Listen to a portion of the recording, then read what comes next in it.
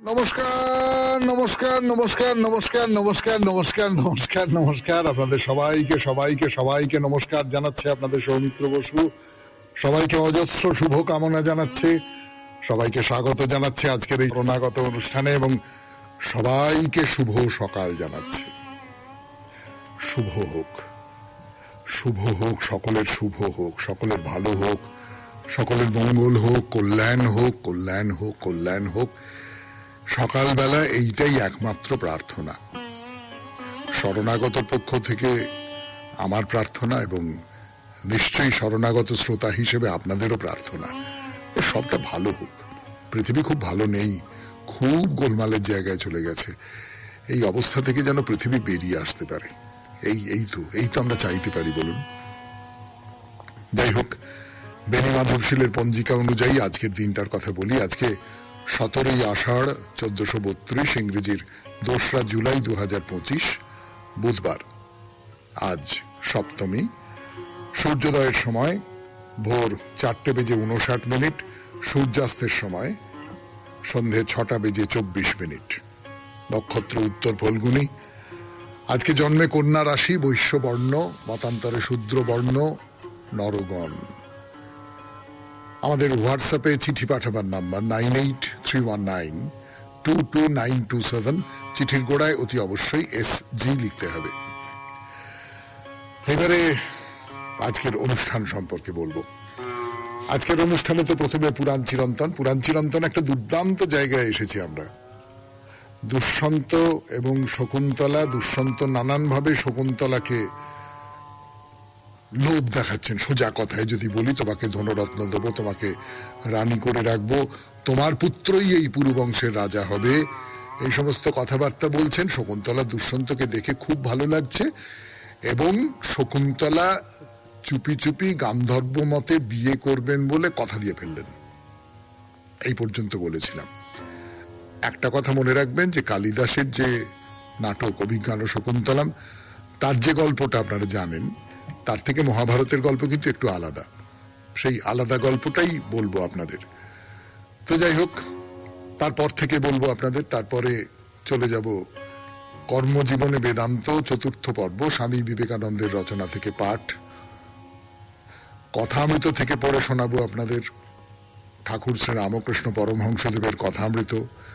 স্বামী গোকুলানন্দের একটি অত্যন্ত গুরুত্বপূর্ণ গ্রন্থ, মানসিক চাপ কি করে আমরা জয় করতে পারি, কি করে আমরা একটি সুষম জীবন যাপন করতে পারি, তার হদিশ দিচ্ছেন স্বামী গোকুলানন্দ।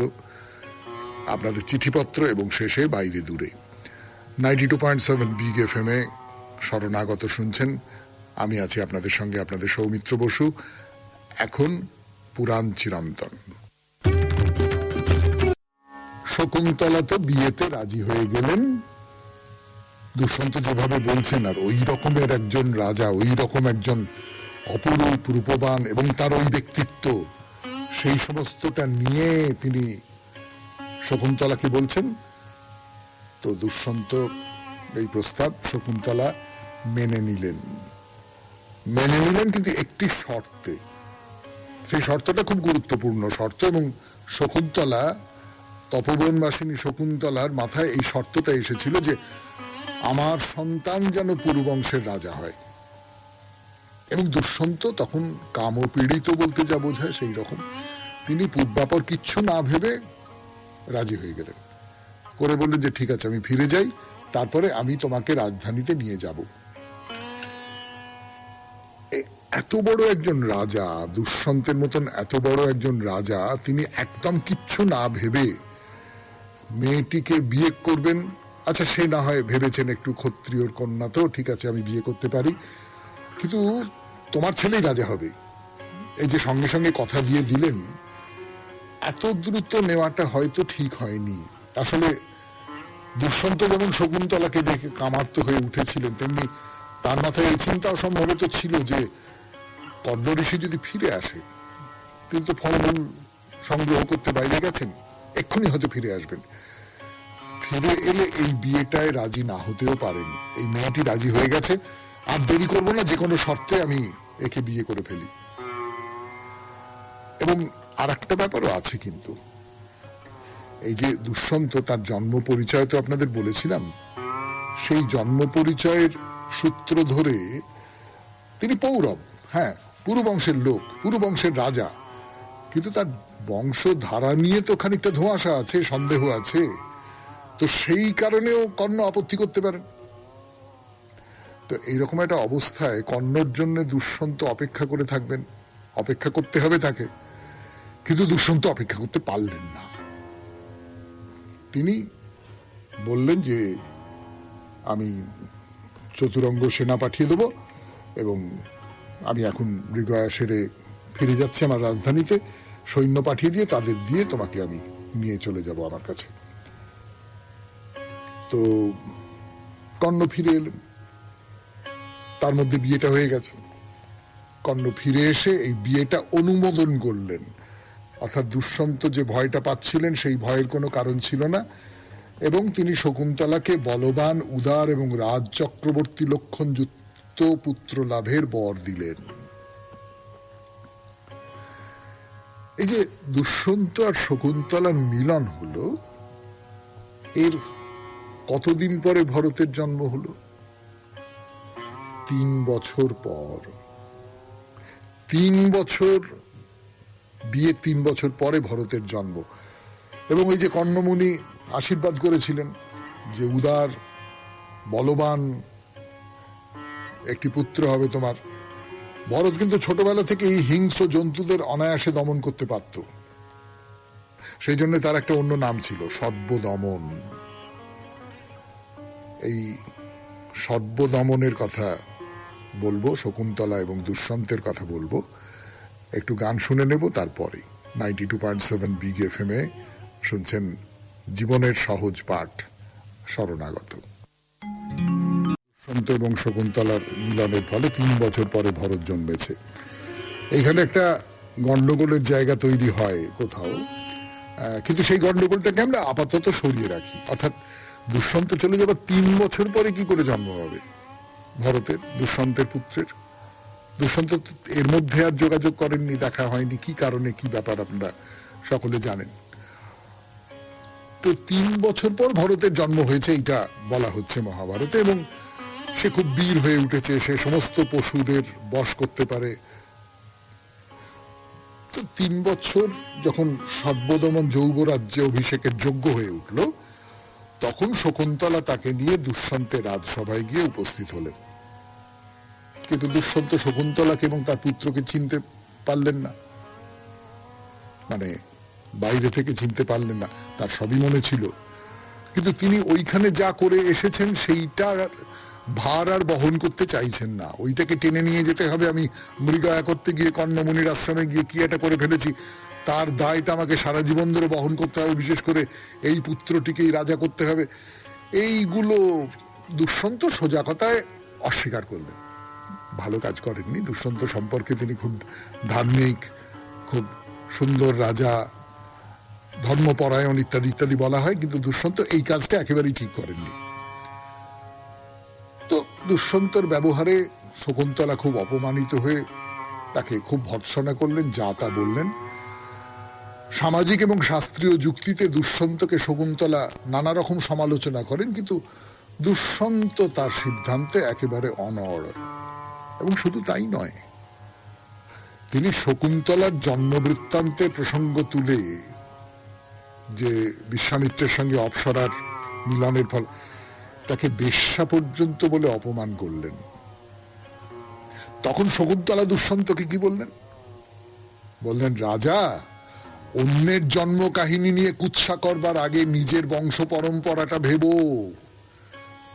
মানে বুঝতে পারছেন, একেবারে মানে ইতরের ঝগড়ার মতন হচ্ছে আর কি। মানে আজকাল এইরকম সব খুব দেখতে দেখতে পাওয়া যায়, দেখতে পাই, প্রায় সেই রকম ঝগড়ার জায়গায় চলে যাচ্ছে। তো এই ঝগড়ার জায়গাতেই আপাতত শেষ করি পুরাণ চিরন্তন। এরপর স্বামী বিবেকানন্দের রচনা থেকে পড়ে শোনাবো কর্মজীবনে বেদান্ত, 4th পর্ব। যতটা পড়েছিলাম তার পর থেকে ফিরে আসছি গানের পর। বিবেকানন্দের রচনা থেকে পাঠ, কর্মজীবনে বেদান্ত, 4th পর্ব। পূর্ববর্তী মতবাদগুলির সমন্বয় সাধন করাই অদ্বৈত বেদান্তের অন্যতম বিশেষত্ব। অনেক সময় এই সমন্বয় দ্বারা এই দর্শনের অনেক উপকার হইয়াছিল, কোনো কোনো ক্ষেত্রে ক্ষতিও হইয়াছে। বর্তমানকালে ক্রমবিকাশবাদীদের যে মত আমাদের প্রাচীন দার্শনিকগণ তাহা জানিতেন, তাহারা বুঝিতেন, দর্শন চিন্তাও ধীরে ধীরে গড়িয়া ওঠে। এই কারণেই পূর্ব পূর্ব দর্শন প্রণালীর মধ্যে একটি সামঞ্জস্য বিধান করা তাহাদের পক্ষে সহজ হইয়াছিল, কোনোভাবেই পরিত্যক্ত হয় নাই। বৌদ্ধদের একটি বিশেষ দোষ এই যে তাহারা ক্রমোন্নতি বুঝিতেন না, সুতরাং আদর্শে পৌঁছিবার পূর্ববর্তী সোপানগুলির সহিত নিজেদের মতের সামঞ্জস্য করিবার কোনো চেষ্টা করেন নাই, বরং পূর্ব মতগুলিকে নিরর্থক ও অনিষ্টকর বলিয়া পরিত্যাগ করিয়াছিলেন। ধর্মজগতে এই প্রকার মনোভাব অত্যন্ত অনিষ্টকর। কোন ব্যক্তি একটি নূতন ও ভালো ভাব পাইল, তখন সে তাহার পুরাতন ভাবগুলির দিকে দৃষ্টিপাত করিয়া সিদ্ধান্ত করে ওইগুলি অনিষ্টকর ও অনাবশ্যক। সে কখনো ভাবে না যে তাহার বর্তমান দৃষ্টি হইতে সেগুলি যতই বিষদৃশ্য বোধ হোক না কেন, তাহার পক্ষে একসময় ওইগুলি অত্যাবশ্যক ছিল, তাহার বর্তমান অবস্থায় পৌঁছিতে ওইগুলি বিশেষ প্রয়োজনীয় ছিল। আর আমাদের প্রত্যেককে ওইভাবেই আত্মবিকাশ করিতে হইবে। প্রথমে স্থূল ভাব গ্রহণ করিয়া তাহার সাহায্যে উপকৃত হইয়া উচ্চতর অবস্থায় আরোহণ করিতে হইবে। এই জন্য প্রাচীনতম মতগুলির সহিত অদ্বৈতবাদের কোনো বিরোধ নাই, এবং দ্বৈতবাদ ও যেসব মত তাহার পূর্বে ছিল সকলেরই উপর অদ্বৈতবাদীর প্রীতির ভাব, কোনরূপ অনুগ্রহ বা পৃষ্ঠপোষকতার ভাব নয়। অদ্বৈতবাদীর ধারণা সেগুলিও সত্য, একই সত্যের বিভিন্ন বিকাশ, আর অদ্বৈতবাদ যে সিদ্ধান্তে পৌঁছিয়াছে অন্যান্য মতবাদও সেই সিদ্ধান্তে উপনীত হইবে।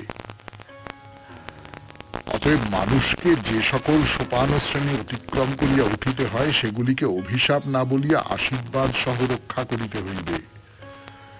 এজন্য বেদান্তে এই সকল ভাব যথাযথ রক্ষিত হইয়াছে, পরিত্যক্ত হয় নাই। এই জন্যই দ্বৈতবাদ সম্মত সসীম অথচ পূর্ণ জীবাত্মার ধারণাও বেদান্তে স্থান পাইয়াছে। মৃত্যু হইলে মানুষ অন্যান্য লোকে গমন করে। দ্বৈতবাদ সম্মত এই সকল ভাবও বেদান্তে সম্পূর্ণ রক্ষিত হইয়াছে, কারণ অদ্বৈতবাদ স্বীকার করিয়া এই মতগুলিকেও তাহাদের যথাস্থানে রক্ষা করা যাইতে পারে। কেবল এইটুকু মানিতে হইবে যে উহারা প্রকৃত সত্যের আংশিক বর্ণনা মাত্র। শুনলেন স্বামী বিবেকানন্দের রচনা থেকে পাঠ, কর্মজীবনে বেদান্ত, চতুর্থ পর্ব থেকে পড়ে শোনালাম। গানের পর ঠাকুর শ্রী রামকৃষ্ণ পরমহংসদেবের কথামৃত। আমি আছি আপনাদের সঙ্গে, আপনাদের সৌমিত্র বসু। এবারে কথামৃত থেকে পাঠ 92.7 বিগ এফএম এ শরণাগত অনুষ্ঠানে পাঠ করে শোনাবো আমি, আপনাদের সৌমিত্র বসু। ঠাকুর কি বলছেন? বলছেন ভগবানের নাম করলে দেহ মন সব শুদ্ধ হয়ে যায়। কেবল পাপ আর নরক এসব কথা কেন? একবার বলো যে অন্যায় কর্ম যা করেছি তার করব না, আর তার নামে বিশ্বাস করো। এই যে বাইবেল, এর আগের দিন বলছিলাম না, বাইবেল শুনেছেন ঠাকুর, শুনে এই কথাগুলো বলছে যে পাপ পাপ আবার কি? পাপ সবসময় পাপ পাপ পাপ পাপ যদি করি তাহলে তো পাপের মধ্যে ডুবে থাকবো, সেখান থেকে বেরোবো কি করে? খেয়াল করে দেখুন, স্বামী গোকুলানন্দ কিন্তু তাই বলছেন। তো স্বামীজিও এই খ্রিস্টানদের যে পাপবাদ সম্পর্কে বলছে, পাপী কি? তোমরা অমৃতের অধিকারী, সন্স অফ ইমমর্টাল ব্লিস। তোমাদের ধর্মযাজকরা রাত দিন নরকাগ্নির কথা বলেন, সে কথা শুনো না। তো ঠাকুর শ্রী রামকৃষ্ণ পরমহংসদেবের একটা গল্প আছে, সে গল্পটা আপনারা জানেন, তবু আরেকবার বলি আপনাদের। যেটা বাঘিনী ছাগলের পাল আক্রমণ করেছিল, তো বাঘিনী পূর্ণ গর্ভা, তো লাভ দিতে গিয়ে বাচ্চা হয়ে গেল, বাঘিনী মরে গেল। তো ওই যে বাচ্চাটা, বাঘের বাচ্চা, সেই ছাগলদের মধ্যে মানুষ হচ্ছে, ছাগলদের মধ্যে মানুষ হচ্ছে, তাদের সঙ্গে ঘাস খেতে শিখলো, তাদের মতো করে ভ্যাঁ ভ্যাঁ করে ডাকে। কিছুদিন পরে সেই ছানাটা বেশ বড় হলো। তো একদিন ছাগলের পালে আর একটা বাঘ, সে দেখে বাঘ ঘাস খাচ্ছে আর ভ্যাঁ ভ্যাঁ করছে। আবার তাকে দেখে অন্য ছাগলদের মধ্যে পালাচ্ছে। তো তখন তাকে গ্যাক করে ধরলো, ধরে টানতে টানতে টানতে টানতে জলের ধারে নিয়ে গেল, নিয়ে গিয়ে বললো, আরে তুই বাঘ, তুই ঘাস খাচ্ছিস কেন আর ভ্যাভা করছিস কেন? দেখ আমি কেমন মাংস খাচ্ছি, দেখ দেখ তুইও খা, ওই দেখ জলে তোর মুখ দেখা যাচ্ছে আমার মতো। বাঘটা সব দেখলে মাংসের আস্বাদও পেলে। এটা দুর্দান্ত গল্প না? মানে আমরা নিজেদের যে স্বরূপ সেইটা ভুলে থাকি, ভুলে থেকে আমরা এই এই সংসারের মধ্যে বিজড়িত হয়ে আছি, এই সংসারের মধ্যে দুঃখ পাচ্ছি, কষ্ট পাচ্ছি, আনন্দ পাচ্ছি, এই মানে খেলনা বাটি নিয়ে মেতে আছি আর কি। বাচ্চারা যেরকম খেলনা বাটি নিয়ে মেতে থাকে এবং সেইটাকে সত্য বলে মনে করে, আমরাও সেই রকম খেলনা বাটি নিয়ে মেতে আছি আর এই সংসারটাকে সত্য বলে মনে করছি। কিন্তু কেউ একজন এসে, তিনি গুরু, তিনি আমায় পথ দেখান, তিনি শ্রী রামকৃষ্ণ পরমহংসদেব, তিনি শ্রী চৈতন্যদেব, তিনি আমাদের যার যার যা গুরু আছেন, তিনি এসে আমাকে জলের সামনে, আয়নার সামনে দাঁড় করিয়ে দেন, দাঁড় করিয়ে দিয়ে বলেন, এই দেখ এই দেখ, এইটা হচ্ছিস তুই, এই তো সত্যিকারের পরিচয়। তখন আমাদের চৈতন্য হয়, মানে যাদের যাদের ভেতরে ওই চৈতন্যটা জাগবার, তাদের ভেতরে ভেতরে চৈতন্য জাগে। শুনছেন কথামৃত থেকে পাঠ, 92.7 বিগ FM এ শরণাগত অনুষ্ঠানে। আরো পড়ে শোনাবো আপনাদের, ফিরে আসছি, একটু গান শুনে নি। গানের পর কথামৃত থেকে পাঠ, 92.7 বিগ FM এ শরণাগত অনুষ্ঠান শুনছেন। একদিন শ্রী রামকৃষ্ণ ও বিজয় কৃষ্ণ গোস্বামী, তার কথা আপনাদের বলেছি এর আগে বহুবার, আপনারা জানেন, এই দক্ষিণেশ্বরের কালীবাড়িতে বসে কথাবার্তা বলছেন। তো ঠাকুর কি বলছেন বিজয় কৃষ্ণ গোস্বামীকে? বলছেন, কামিনী কাঞ্চন ত্যাগ না করলে লোকশিক্ষা দেওয়া যায় না। দেখো না, কেশব সেন ওইটি পারলো না বলে কি হলো শেষটা? তুমি নিজে ঐশ্বর্যের ভেতরে, কামিনী কাঞ্চনের ভেতর থেকে যদি বলো সংসার অনিত্য, ঈশ্বরী বস্তু, অনেকে তোমার কথা শুনবে না। আপনার কাছে গুড়ের নাগরি রয়েছে আর পরকে বলছে গুড় খেও না। তাই ভেবে চিনতে চৈতন্যদেব সংসার ত্যাগ করলেন, তা না হলে জীবের উদ্ধার হয় না। অর্থাৎ আমি ভোগের মধ্যে আছি, আমি বলছি ত্যাগ করো, যেটা আকচার হয় আর কি। এই ধরুন আমাদের যারা বড় বড় মাথা আছেন, তারা যে সমস্ত উপদেশ দেন, আমরা তো মনে মনে জানি, মুখে বলিও যে ও নিজে তো এই সমস্ত কিছুর মধ্যেই আছে। ও আবার আমাকে উপদেশ দিচ্ছে, না তুমি এই হও, সেই হও, অমুক হও, তমুক হও। হ্যাঁ, নিজে ঘুষের পাহাড়ের ওপর বসে রয়েছে, নিজে অন্যায়ের পাহাড়ের ওপর বসে রয়েছে, নিজে ক্ষমতার যত কিছু খারাপ দিক তার পাহাড়ের ওপর বসে রয়েছে, আর আমাকে উপদেশ দিচ্ছে যে না এইটা করতে হবে, আমাদের এইটা করতে। আমি কেন শুনবো হে তোমার কথা? ঠিকই তো, তাই তো, তার ফলেই তো সমস্ত সমাজে একটা প্রগাঢ় অবিশ্বাসের গাঢ় একটা ছায়া ছেয়ে ফেলেছে একেবারে। ফলে তুমি যদি এই চৈতন্যদেবের কথা, চৈতন্যদেব কত কঠোর হয়েছেন, আপনারা রবিবারের শরণাগত তো শোনেন, কত কঠোর হয়েছেন চৈতন্যদেব। যে সরে এলেন তার কারণ বহুবার বলেছি যে লোকশিক্ষা দিতে গেলে আমাকে বাবা একটা আদর্শ লোক হতে হবে, তা না হলে আমার কথা কেউ বিশ্বাস করবে না, শুনবে না। তা বিজয় কৃষ্ণ সেই চৈতন্যদেবের কথাই বলছেন, বলছেন হ্যাঁ চৈতন্যদেব বলেছিলেন, কফ যাবে বলে পিপ্পল খণ্ড তৈরি করলাম, কিন্তু উল্টো উৎপত্তি হলো, কফ বেড়ে গেল। নবদ্বীপের অনেক লোক ব্যঙ্গ করতে লাগলো, ও বলল, নিমাই পণ্ডিত বেশ আছে হে, সুন্দরী স্ত্রী, প্রতিষ্ঠা, অর্থের অভাব নেই, বেশ আছে। এই কথাটা নিমাই পণ্ডিত সম্পর্কে লোকে বলছে, তো বিয়ে তা করেছে, সুন্দরী বউ, নাম যশ আছে, টাকা পয়সা আছে, বেশ আছে, আর ধম্মের শিক্ষা দিচ্ছে, হ্যাঁ ত্যাগের শিক্ষা, কৃষ্ণ ভজনা।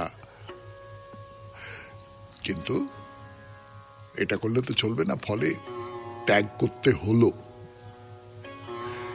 ঠাকুরও তাই বলছেন যে লোকশিক্ষা দিতে গেলে বাবা তোমাকে কিন্তু তার উপযোগী, সমাজের চোখে তার উপযোগী হয়ে উঠতে হয়।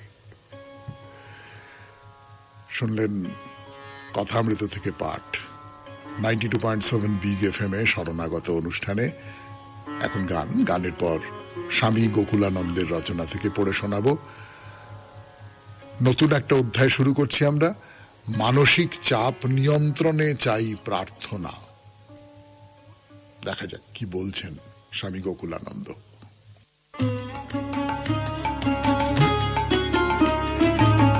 গোকুলানন্দের রচনা থেকে পড়ে শোনাচ্ছি। অধ্যায়ের নাম মানসিক চাপ নিয়ন্ত্রণে চাই প্রার্থনা।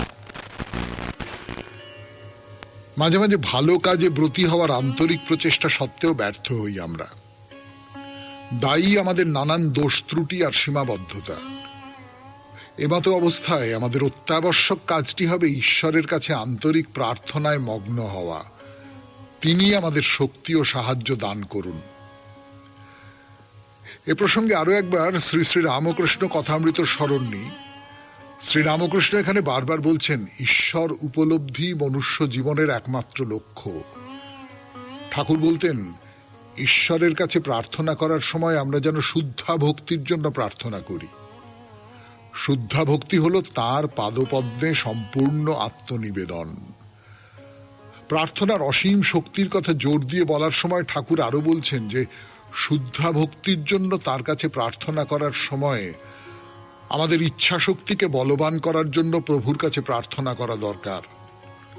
আমরা যেন ঈশ্বরকে করজোড়ে বলতে পারি, প্রভু এমন বিপুল ইচ্ছা শক্তি আমায় দাও যাতে যা কিছু ভালো তাই যেন করতে পারি, মন্দকে করতে পারি পরিহার।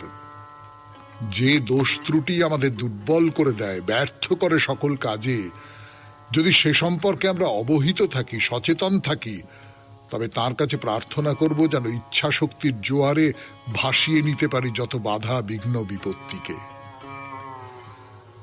মনে রাখবেন, প্রার্থনার অসীম শক্তি। প্রার্থনা যদি আন্তরিক হয় ফললাভ ঘটবেই। তবে নিছক একটু প্রার্থনা করলেই জগতের সবকিছু আপনার সমীপস্থ হবে এমন ভাবা ভুল। প্রার্থনা করতে হবে অনবরত, অবিরাম নিঃশ্বাসে প্রশ্বাসে প্রভুর নাম জপ করতে হবে। এতে বৃদ্ধি পাবে অন্তরস্থ ইচ্ছা শক্তি। এই ইচ্ছা শক্তি আপনাকে আপনার সকল কাজে আকাঙ্ক্ষিত ফললাভে সাহায্য করবে প্রার্থনা পূরণে। আমাদের মনের বর্জ্য অপবিত্রতার জঞ্জাল আমাদের ইচ্ছা শক্তিকে বৃদ্ধি করতে দেয় না। নিয়ত প্রার্থনায় এই কলঙ্কগুলো সব ধুয়ে মুছে যায়, মন আমাদের পবিত্র হয়ে ওঠে। বুদ্ধ যেমন বলেছেন, এই সময়েই আমরা চিহ্নিত করতে পারবো, তারপর উৎপাটিত করতে পারবো আবার মনের যত পাপ আর মালিন্যকে। বৃদ্ধি পাবে মানসিক শক্তি। শুনলেন স্বামী গোকুলানন্দের রচনা থেকে পাঠ 92.7 বিগ এফএম এ শরণাগত অনুষ্ঠানে। এখন গানের পরে আপনাদের চিঠিপত্র। ফিরে আসছি, আমি আপনাদের সৌমিত্র বসু। চিঠিপত্র 92.7 বিগ এফএম এ শরণাগত অনুষ্ঠানে। আজকের চিঠিটি লিখেছেন দেবজ্যোতি চক্রবর্তী। সেই চিঠি পড়ে শোনাই আপনাদের। আহমেদাবাদ দুর্ঘটনার পর আমরা যারা কলকাতা এয়ারপোর্টের কাছে থাকি তাদের অভিজ্ঞতা ও কর্তব্য। খুব জরুরি একটা বিষয় নিয়ে লেখা চিঠি, পড়ছি। আমি কলকাতা এয়ারপোর্টের কাছে থাকি, উত্তর দমদম পৌরসভার 17 নম্বর ওয়ার্ডের বাসিন্দা। এয়ারপোর্ট এলাকায় ছেলেবেলার থেকে থাকার জন্য আমার মতো এলাকার সকল অধিবাসীদের কাম তৈরি হয়ে যায় যে কেবলমাত্র আওয়াজ শুনে আমরা বুঝতে পারি যে কোনো ফ্লাইট টেক অফ করছে বা ল্যান্ড করলো। আমরা বিমানের আওয়াজ শুনে বুঝতে পারি যে বিমানটি উঠল কিনা। বাড়িতে বেড়াতে আসা বাচ্চাদের ও বন্ধুদের ছাদে নিয়ে গিয়ে বলে দিতে পারি কোন দিকে তাকালে সদ্য ওড়া বিমানকে দেখা যাবে। বর্তমানে উন্নত প্রযুক্তির জন্য বিমানের তীব্র শব্দ কিছুটা কমেছে, তা সত্ত্বেও বুঝতে পারি যে কোনো বিমান রানওয়ে খালি না পাওয়ার জন্য ল্যান্ড করতে পারল না। আমাদের এখানে সাইরেন বাজে নিয়ম করে সকাল 8:30টার সময় প্রতিদিন। এছাড়াও অন্য সময় সাইরেন বাজলে বুঝতে পারি বিমানবন্দরে কিছু গোলমাল হয়েছে। এই বিষয়টি আমি আমার ছেলেকেও বুঝিয়েছি, সাইরেনের সংকেত। মাঝে মাঝে আমরা যুদ্ধ বিমানের আওয়াজ শুনে বুঝতে পারি মহড়া চলছে। শুধু বিমান কেন, হেলিকপ্টারের আওয়াজ শুনে বুঝতে পারি যে সেটি আসছে। ছোটবেলায় বাবা বলতেন যে আমাদের এখানে 3 তলার বেশি উচ্চ বাড়ি তৈরি করা যায় না। এখন অনেক প্রশাসনিক ব্যবস্থার উন্নতির জন্য 3 তলার বেশি উচ্চতার বাড়ি দেখা যায়। জনবসতি ও আবাসনের জন্য আমাদের এলাকায় বাইরের জেলা বা রাজ্য থেকে বসবাস করতে লোকজন আসেন।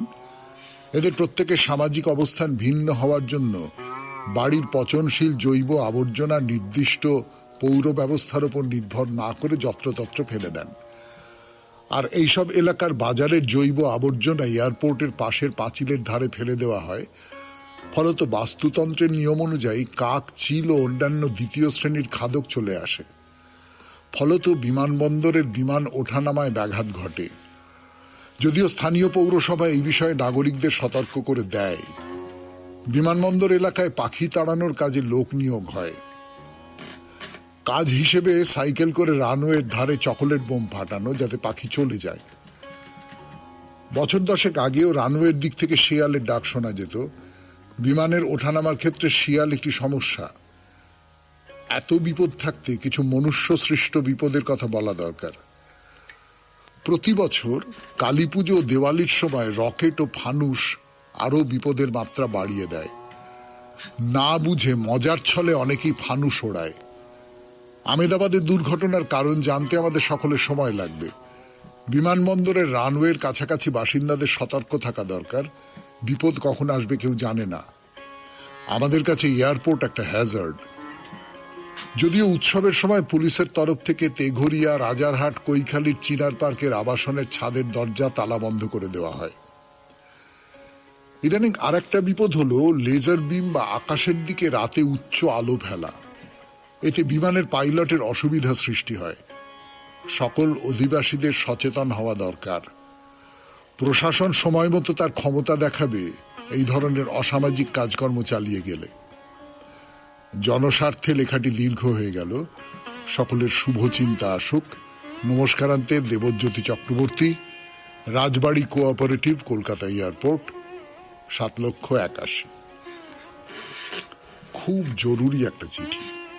মানে এয়ারপোর্ট, সেখানে করে প্লেনে করে সবাই উড়ে চলে যান, সেটা আমাদের এই যে আটপৌরে জীবন তার থেকে আলাদা একটা ঘেরা জায়গা, আমরা এরকম মনে করি। কিন্তু সত্যি সত্যি আমি কখনো ভেবে দেখিনি যে এয়ারপোর্টের পাঁচিলের ধারে জঞ্জাল ফেললে তাতে করে ওই কাকচিল ইত্যাদি ইত্যাদি চলে আসে। সেটা কি মারাত্মক হতে পারে। মানে একটা উড়ন্ত কাকের সঙ্গে যদি বিমানের ধাক্কা লাগে তাহলে পুরো বিমানটা ধ্বংস হয়ে যাবে। এরকম অজস্র অজস্র নানান রকম সবাই, বিশেষ করে কালী পুজোর সময়, দেওয়ালির সময় ভানু ছড়ানো, হাউই ছোঁড়া, এগুলো তো আছেই। আপনি সতর্ক করে দিয়েছেন, আপনাকে অনেক ধন্যবাদ। এইবার বাইরে দূরে জল্পেশ মন্দিরে আছি আমরা। 92.7 বিগ FM এ শরণাগত অনুষ্ঠান শুনছেন। বিগ FM এ শরণাগত অনুষ্ঠানে জল্পেশ মন্দিরের কথা। তো এই জল্পেশ মন্দিরের কথা মোটামুটি বললাম, গর্ভগৃহের কথা বললাম। এবারে বলি, এই জল্পেশ মন্দিরে পুজো দিতে গেলে তার জন্য দক্ষিণা কত লাগবে। এবং একটা নোটিশ বোর্ড আছে, ওই যেখানে টিকিট কাউন্টার, সেইখানে একটা নোটিশ বোর্ডে খুব পরিষ্কার করে লিখে দেওয়া আছে যে মন্দিরকে আমি যদি ব্যবহার করতে চাই বা পুজো দিতে চাই, পুজো দিতে গেলে নানান উপলক্ষে পুজো হয়, তো সেই নানান উপলক্ষে পুজো, কোন উপলক্ষে পুজো দিতে গেলে কত টাকা লাগবে। যেমন ধরুন, উপনয়নের জন্য মন্দিরের প্রাপ্য হচ্ছে 1,000 টাকা। পুরোহিতের দক্ষিণা কিন্তু এর মধ্যে পড়ছে না। পুরোহিতের দক্ষিণা আলাদা, এবং সেটাও মন্দিরের কর্তৃপক্ষ তারা ঠিক করে দিয়েছেন যে পুরোহিত 1,500 টাকা পাবেন, মোট 2,500 টাকা। বিয়ের জন্য যদি আপনি মন্দির ভাড়া নেন তাহলে তার জন্য আপনাকে দিতে হবে 1,000 টাকা, আর বাকি 1,000 টাকা পুরোহিত পাবেন। কিন্তু বলা বাহুল্য, বিয়ের জন্য নেওয়া মানে কিন্তু বিয়ের জন্য আমরা বাড়ি ভাড়া নিয়ে যেরকম করি, উৎসব অনুষ্ঠান, খাওয়া দাওয়া, সেটা নয়। কেবলমাত্র বিয়ের কাজটুকু হবে। কেবলমাত্র বরবউ আসবেন, পুরোহিত মন্ত্র পড়বেন, সিঁদুর পরিয়ে দেবেন, এই, এর চেয়ে বেশি আর কিছু নয়। তার জন্য মন্দির 1,000 টাকা, পুরোহিত 1,000 টাকা। মাথার চুল কামানোর খরচ মন্দিরে 51 টাকা এবং পুরোহিতের দক্ষিণা 50 টাকা, মোট 101 টাকা। অন্নপ্রাশন, অন্নপ্রাশনে মন্দিরের ভাড়া 251 টাকা, পুরোহিতের দক্ষিণা 50 টাকা, মোট 301 টাকা। এছাড়া এখানে গাড়ি পুজোর ব্যবস্থা আছে। যাদের গাড়ি আছে তারা জানেন যে গাড়ি যাতে ঠিক ঠিক মতো রক্ষা পায়, দুর্ঘটনা না ঘটায়, সেজন্য একটা পুজোর ব্যবস্থা আছে। সেই পুজোর দক্ষিণা কত সেটা বলবার জন্য ফিরে আসছি গানের পর। 92.7 বিগ এফএম এ শরণাগত অনুষ্ঠান শুনছেন। আমি আপনাদের সৌমিত্র বসু। যা বলছিলাম আপনাদের, ধরুন আপনি একটা গাড়ি কিনলেন, এই গাড়িটাকে শুদ্ধ করে নিতে হবে, তো পবিত্র করে নিতে হবে আপনাকে। যেমন আমরা নতুন বাড়ি করলে সেই বাড়িতে গৃহপ্রবেশ পুজো আচ্ছা হয়, সেই রকম আর কি। তো সেখানেও রেট বেঁধে দেওয়া আছে। তার কারণ গাড়ি তো নানান রকমের। যেমন ধরুন 4 চাকার গাড়ি হলে মন্দিরের ভাড়া হবে 251 টাকা, পুরোহিতের দক্ষিণা 50 টাকা, মোট 301 টাকা। যদি 2 চাকার গাড়ি হয়, মোটর বাইক, তাহলে মন্দিরের ভাড়া 101 টাকা, পুরোহিতের দক্ষিণা 50 টাকা, তাহলে 151 টাকা। আর টোটো, টোটো তো আজকাল খুব চারপাশে চলছে। টোটো পুজো করতে গেলে মন্দিরের খরচ 101 টাকা, পুরোহিত 50 টাকা, মোট 151 টাকা। মানে ওই যে 2 চাকার গাড়ি তার সমান। দেখা হলো, এবার চলুন মহাকাল মন্দিরের দিকে যাওয়া যাক। মহাকাল তো শিবের আরেকটি রূপ, কিন্তু এখানে তাকে স্বতন্ত্রভাবে অর্চনা করা হচ্ছে। মহাকাল মন্দির মানে এমনি একটা সাধারণ মন্দিরের মতনই, এবং আমার মনে হয়, আমি বলি আপনাদের, একটু আমার বেখাপ্পাই লেগেছে। প্রবেশদ্বার পুরোটা সাদা মন্দির, তো প্রবেশদ্বারের দুপাশে 2টি থাম আছে, সেই দুটোতে সবুজ রং করা, মানে বেশ চোখে ধাক্কা দেয় এইরকম সবুজ রং করা। এইটি আমার একটু লেগেছে, একটু বলতে পারি। তার বাইরে খুব সাদামাটা মন্দিরের চেহারা। মানে যেখান দিয়ে মন্দিরে ঢুকতে হবে তার নিচে লেখা রয়েছে নন্দী মহাকাল মন্দির। তাহলে দেখা যাক, মন্দিরের ভেতরে ঢোকবার চেষ্টা করা যাক। মন্দিরটা কিন্তু সমতল নয়, অর্থাৎ আপনি যদি ভেতরে ঢোকেন, ঢুকে একটু এগিয়ে 2 পা এগিয়ে একটা সিঁড়ি নেমে গেছে। যেরকম মূল মন্দিরের গর্ভগৃহ ছিল, সিঁড়ি নেমে গিয়েছিল, এখানেও সেই রকম সিঁড়ি নেমে গেছে। তো আপনি সেখান দিয়ে নিচে নেমে গেলেন। সেখানে একটি পীঠ আছে, ওই জনি পীঠ যাকে বলে, তাতে কোষ্ঠী পাথরের তৈরি একটি শিব মূর্তি আছে। না, লিঙ্গ নেই, মূর্তি। দেখে মনে হয় বেশ পুরনো মূর্তি। তার সামনে 2টি পাথর, আর পাথরকে বেড় দিয়ে আছে একটি সাপ। পাশে ত্রিশূল রাখা। খুব ছোট্ট মূর্তি, ছোট্ট একটা পরিসরের মধ্যেই মূর্তি রাখা হয়েছে। দর্শন করলাম তাহলে আমরা মহাকালের মূর্তি, শিবেরই আর এক রূপ। সেই সঙ্গে শেষ করলাম আজকের শরণাগত। আমাদের হোয়াটসঅ্যাপে চিঠি পাঠাবার নাম্বার 9831922927।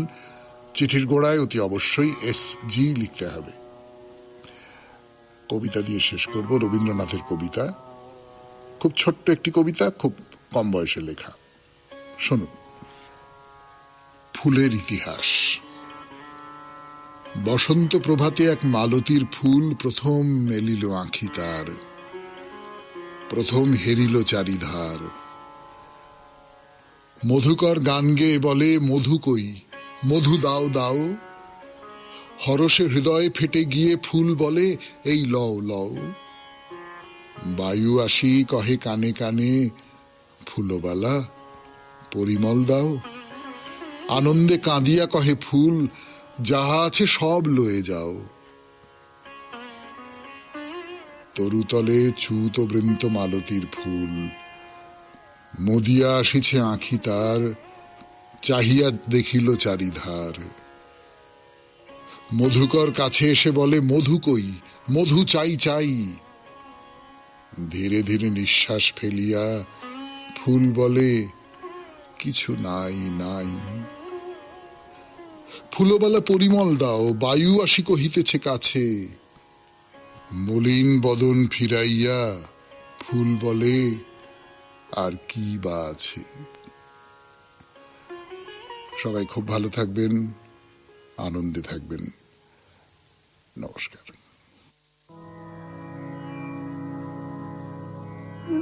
নমস্কার নমস্কার নমস্কার নমস্কার নমস্কার নমস্কার নমস্কার নমস্কার আপনাদের সবাইকে সবাইকে সবাইকে নমস্কার জানাচ্ছে আপনাদের সৌমিত্র বসু।